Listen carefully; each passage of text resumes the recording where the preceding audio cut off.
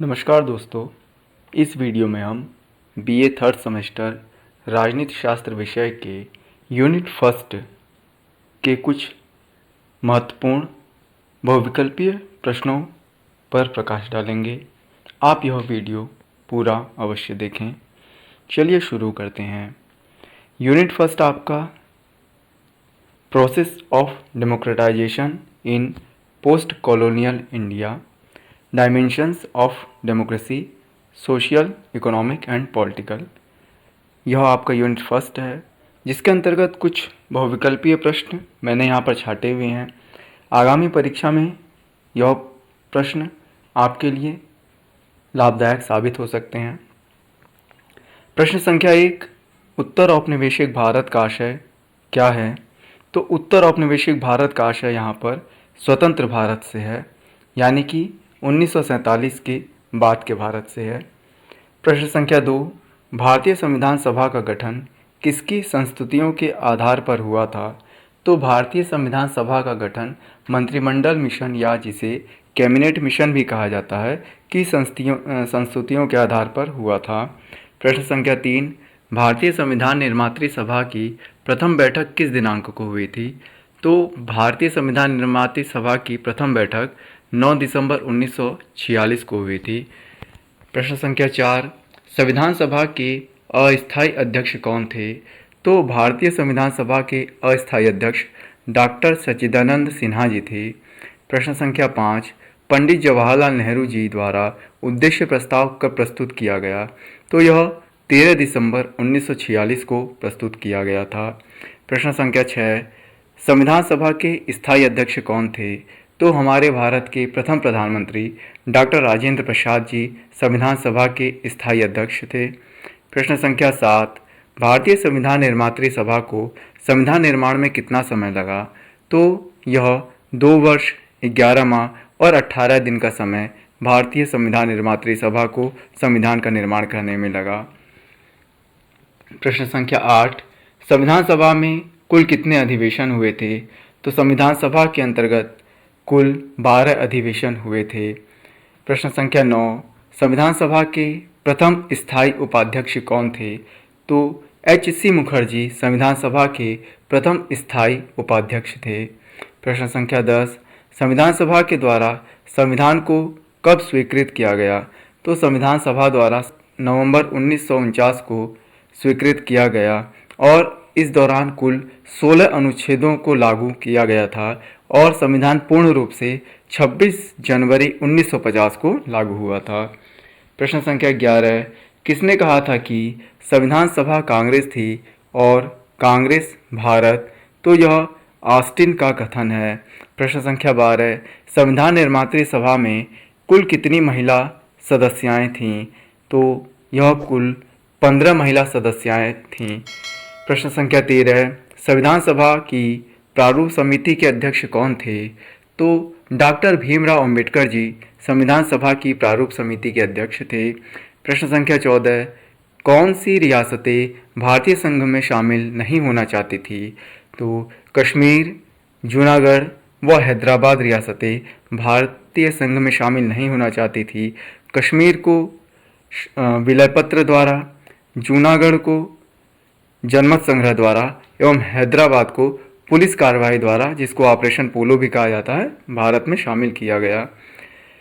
प्रश्न संख्या 15, जूनागढ़ को भारत में कैसे शामिल किया गया? तो यह जनमत संग्रह द्वारा किया गया। प्रश्न संख्या 16, कश्मीर के भारत में शामिल होने का कारण क्या था? तो कश्मीर के भारत में शामिल होने का कारण पाकिस्तानी घुसपैठ थी। चूँकि कश्मीर के राजा, तत्कालीन राजा जो थे वह हिंदू थे, राजा हरि सिंह, लेकिन पाकिस्तान जब एक अलग पृथक राज्य बना तो पाकिस्तान ने कश्मीर में कबायली लोगों की सहायता से घुसपैठ करा दी। अतः उस घुसपैठ से बचने के लिए वहाँ के राजा हरि सिंह ने भारत में विलय होने का शपथ पत्र वहाँ पर स्वीकृत किया।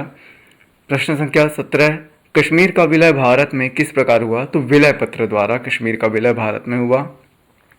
प्रश्न संख्या 18, किस रियासत को पुलिस कार्रवाई द्वारा भारत में मिलाया गया? हैदराबाद को पुलिस कार्रवाई द्वारा भारत में मिलाया गया और उसको हम ऑपरेशन पोलो के नाम से जानते हैं। हैदराबाद को भारत में शामिल की जाने वाली कार्रवाई को किस नाम से जाना जाता है? तो वो ऑपरेशन पोलो के नाम से जाना जाता है। जम्मू कश्मीर को किस अनुच्छेद के अंतर्गत विशेष राज्य का दर्जा दिया गया था? तो यह अनुच्छेद 370 के अंतर्गत दिया गया था, लेकिन वर्तमान में जम्मू कश्मीर दो केंद्र शासित प्रदेशों में विभाजित है, एक आपका लद्दाख और दूसरा आपका जम्मू कश्मीर। जम्मू कश्मीर के विशेष राज्य का दर्जा कब समाप्त किया? तो 2019 में यह समाप्त किया गया।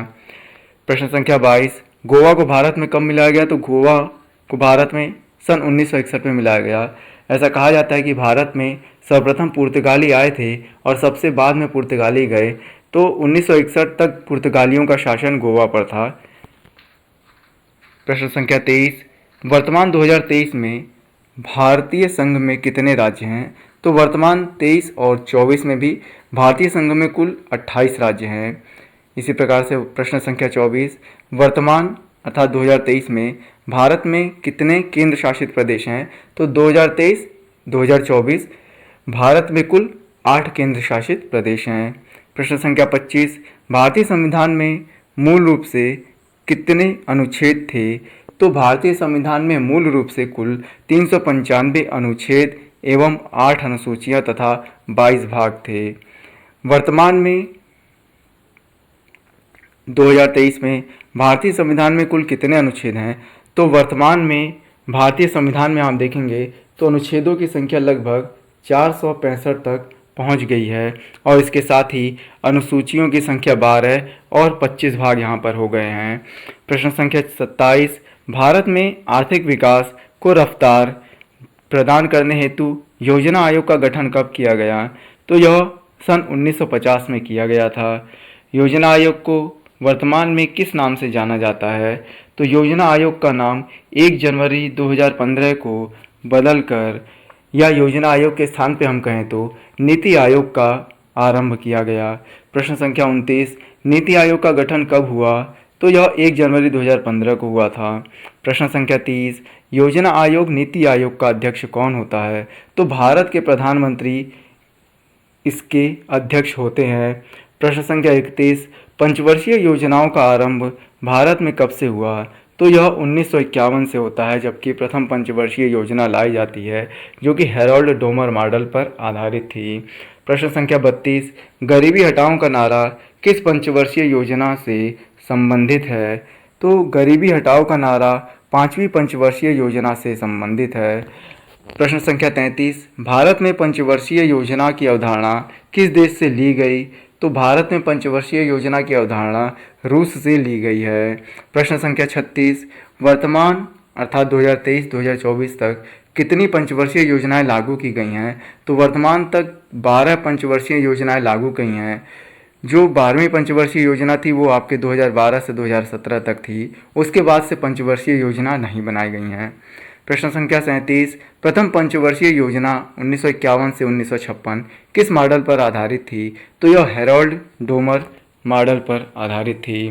प्रश्न संख्या 38, केंद्रीय समाज हितकारी बोर्ड का गठन किस वर्ष किया गया? तो यह 1953 में किया गया था। प्रश्न संख्या 39, भारत में उच्च शिक्षा से संबंधित विश्वविद्यालय अनुदान आयोग यूजीसी की स्थापना किस वर्ष की गई? तो यह 1956 में की गई थी। प्रश्न संख्या 40, गुटनिरपेक्षता सिद्धांत भारत की किस नीति से संबंधित है? तो गुटनिरपेक्षता का संबंध भारत की विदेश नीति से है और गुटनिरपेक्षता सिद्धांत लाने वालों में नेहरू, नासिर, टीटो का नाम प्रमुखता से लिया जाता है। प्रश्न संख्या 41, किस भारतीय प्रधानमंत्री को गुटनिरपेक्षता आंदोलन के संस्थापक के रूप में जाना जाता है? तो भारत के प्रथम प्रधानमंत्री एवं प्रथम विदेश मंत्री पंडित जवाहरलाल नेहरू जी का नाम इसमें जोड़ा जाता है। प्रश्न संख्या 42, असली गुटनिरपेक्षता का संबंध किससे है? तो असली गुटनिरपेक्षता का संबंध मोरारजी देसाई से है।